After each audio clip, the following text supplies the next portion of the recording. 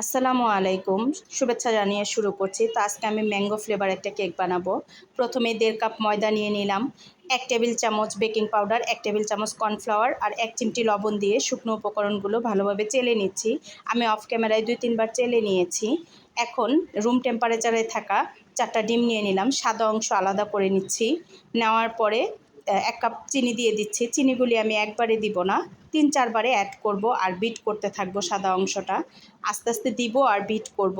ঠিক এইভাবে অল্প অল্প করে মিশাবেন আর বিট করবেন। একবারে দিলে চিনিটা গলতে চায় না, তখন একটু সমস্যা হয়ে যায়, দানা দানা থেকে যায়।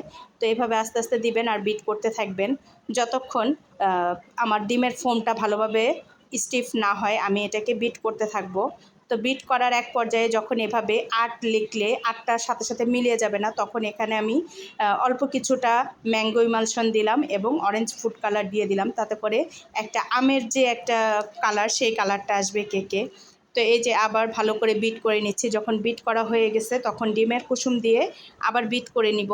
এখন আমি বিট কিন্তু বেশিক্ষণ করব না, জাস্ট অল্প কয়েক সেকেন্ড বিট করে যখন দেখতেছি যে আমার বিটটা ভালোভাবে হয়ে গেছে, স্টিফ হয়ে গেছে বা কিছু লিখলে সাথে সাথে মিলিয়ে না যেয়ে কিছুক্ষণ থাকতেছে, তো এই পর্যায়ে আমার বিট যখন হয়ে যাবে তখন আমি ওই যে শুকনো উপকরণগুলোও একবারে মিশাবো না, ৩-৪ বারে মিশাবো এবং সাথে সাথে অল্প অল্প দুধ দিতে থাকবো আর মিশাবো। আমি সাধারণত কেকে তেল ইউজ করি না। তেল ইউজ করলে আমার কাছে মনে হয় কেকটা বসে যায় বা চুপসে যায়। এই টিপসটা আমি অবশ্য আমার এক ফ্রেন্ডের কাছ থেকে পেয়েছি। তো সে বলেছে যে কেকে আপনি তেল দিবেন না, না দিয়ে করে দেখবেন, সেই কেকটা ভালো হয়। তো এভাবে করে আমি অল্প অল্প করে মিশাচ্ছি আর একটু দিয়ে নিচ্ছি, দুধ দিয়ে নিচ্ছি। এখন আমি যেই মোল্ডে বেক করব, ৭ ইঞ্চি সাইজের মোল্ড, সেখানে আমি ঘি ব্রাশ করে নিচ্ছি, তাতে করে ফ্লেভারটা ভালো আসে। এখন আবার এই যে এখানে ঢেলে দিচ্ছি আমি পুরো মিশ্রণটা আমার। এই যে দেখেন কি সুন্দর করে ঢেলে দিচ্ছি। দেওয়ার পরে আমি মোলটাকে ট্যাপ করে নিব, যাতে করে কোনো বাতাস থাকলে সেই বাতাসটা বের হয়ে আসে।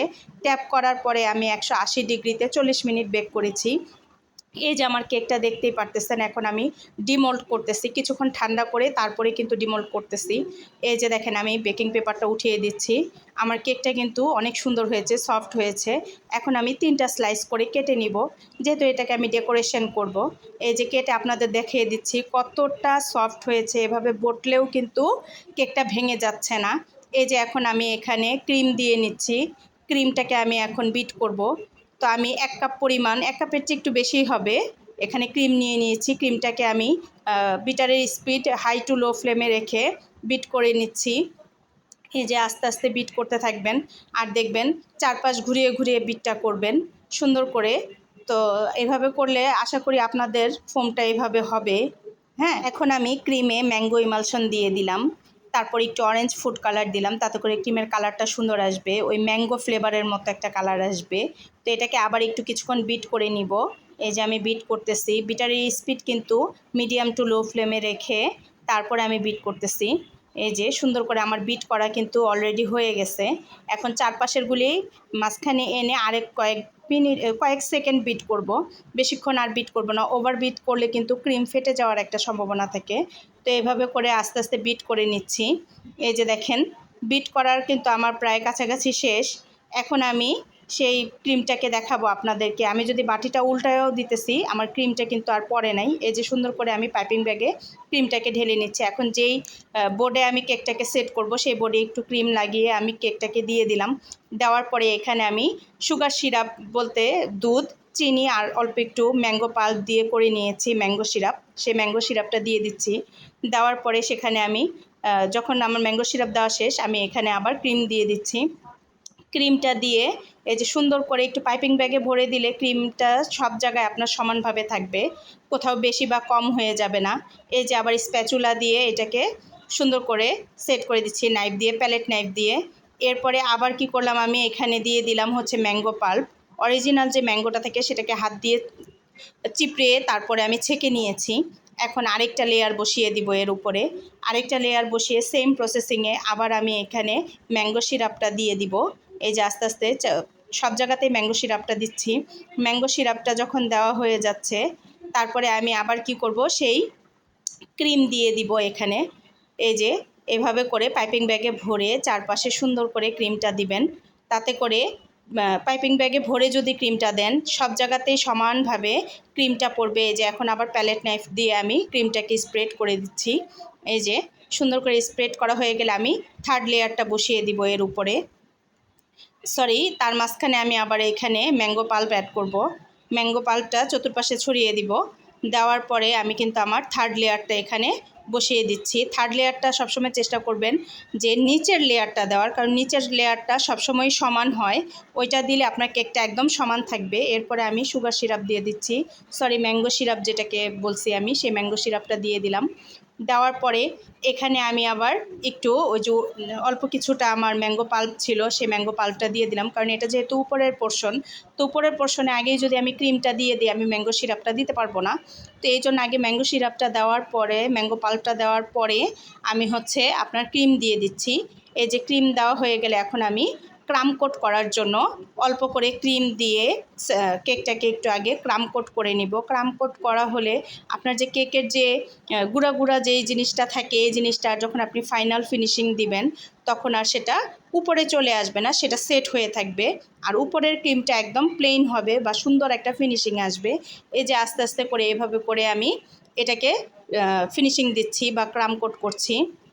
তো ক্রাম কোট যখন আমার করা হয়ে যাচ্ছে, বা এই যে আস্তে আস্তে যেখানে যেখানে আমার ক্রাম কোট করার দরকার আমি দেখতেছি, সেখানে সেখানে সুন্দর করে প্যালেট নাইফ দিয়ে আমি ক্রাম কোট করে নিচ্ছি।